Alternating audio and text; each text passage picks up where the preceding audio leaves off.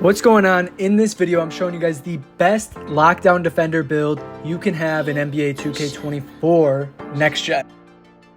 I'm going to be showing you guys gameplay of the build, the badges you can get, obviously the build itself, the height and everything, and also I'll show you what not to do with the build in terms of height and weight and stuff like that. So stick around to the end of the video, drop a like, and let's get into it. So jumping right into the actual build, I'm not going to build it with you guys. This is the build. This is exactly what I'm using. It's a point guard.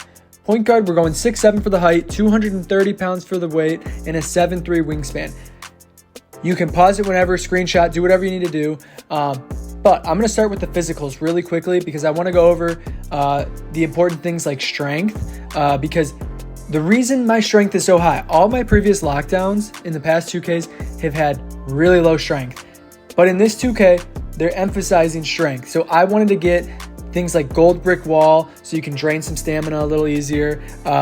Immovable enforcer, you can get it on gold. I know some people are showing Hall of Fame clips. I think gold's going to be just enough to really do well against point guards.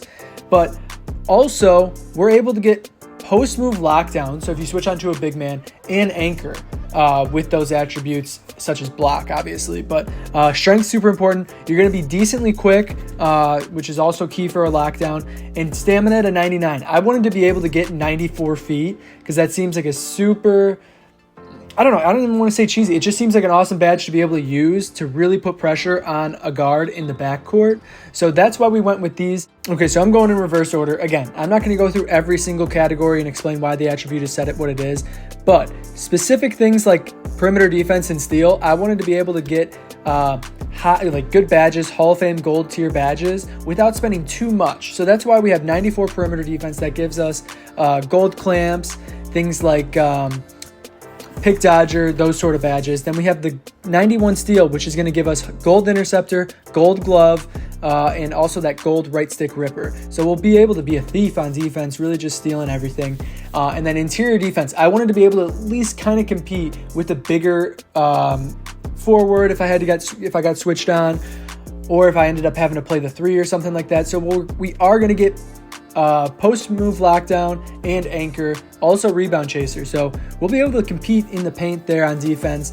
And then we're just going to keep moving up. We have the playmaking 81 ball handle. So you will be able to be a kind of, maybe not total ISO guard, but you will be able to dribble, pass as well, because you don't want to be that guy with 25 pass accuracy who takes 3 years to just throw it to the corner.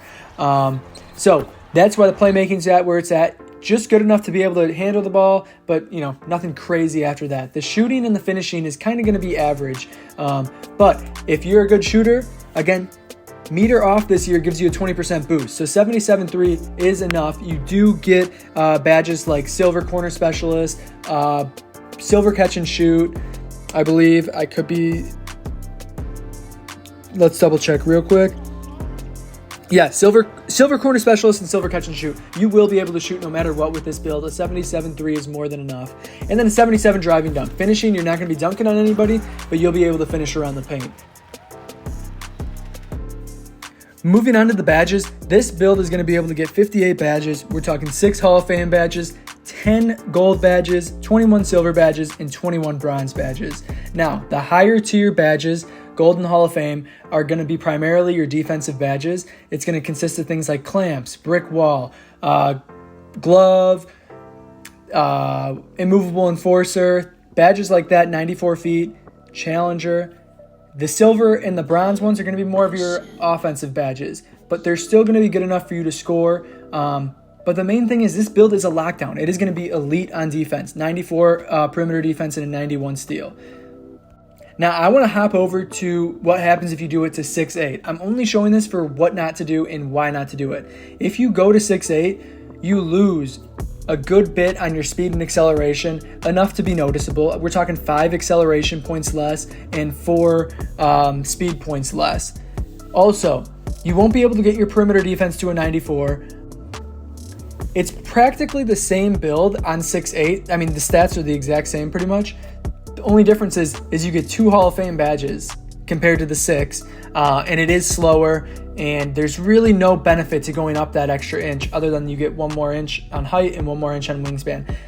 that's why we're going 6'7". And if you go 6'6", you will not be able to get immovable enforcer on gold and some of the other badges, because you can only max your strength out at like an 88 or something like that. So that's why this build is perfect at 6'7". It is like the best of both worlds. You kind of get a good bit of height, you get a good bit of speed, and a lot of strength. So you're going to be able to really be a force on defense.